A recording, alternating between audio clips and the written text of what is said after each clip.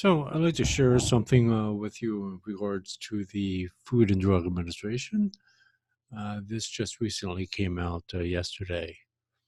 A special announcement from the Center for Tobacco Products says FDA issues proposed rule to require new cigarette health warnings.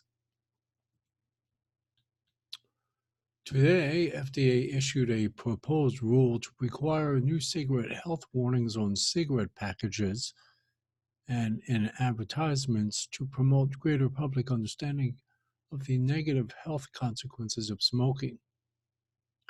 The proposed warnings, which feature photorealistic color images depicting some of the lesser known but serious health risks of cigarette smoking, stand to represent the most significant change to cigarette labels in 35 years. The proposed rule will open for public comments starting tomorrow, August 16th through October 15th, 2019.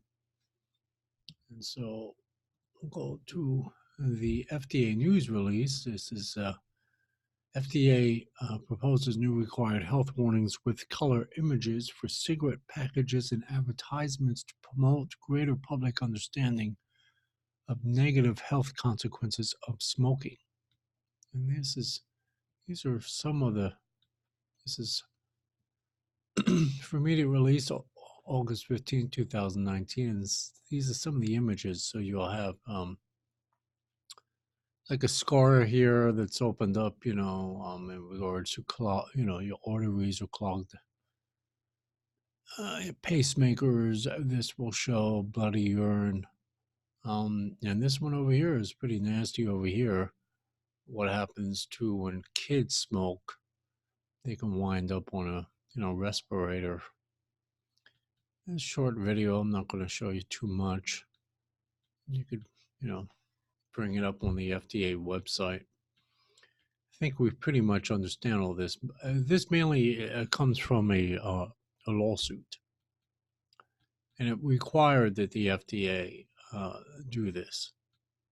Now, what's interesting about this is this here. I'll make it big for you so you read it. It says the new cigarette health warnings, once finalized, would appear prominently on cigarette packages and in advertisements, occupying the top 50% of the area of the front and rear panels of cigarette packages and at least 20% of the area at the top of cigarette advertisements. The warnings would be required to appear on packages and in advertisements 15 months after a final rule is issued. So this final rule is coming out next year. I believe it's March of 2020, somewhere in there.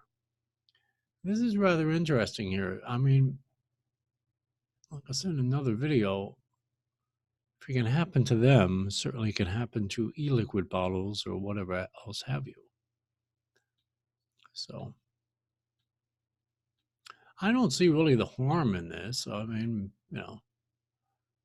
it says a judge in the U.S. District Court for the District of Massachusetts, and I did a video of this already on the Jacob Clare channel, issued an order in March directing the agency to publish the proposed rule by August 2019, which this is what it is, and issue a final rule in March 2020, and then it'll take up to 15 months from March 2020, and then it will be effective. In other words, it gives the big tobacco companies time to adjust to make new packaging and things of that nature.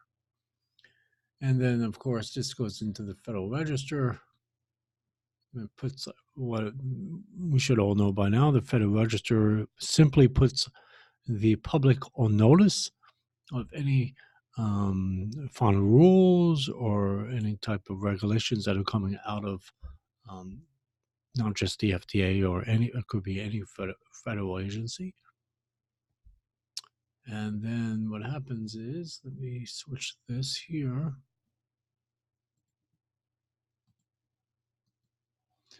And so then this is how it will read in the Federal Register when it is published. I don't have to go through the whole thing, but they go through it in depth. And, I mean, it's 175 pages long. But anyway, it's their proposed rule. But they must have a final rule by March of 2020.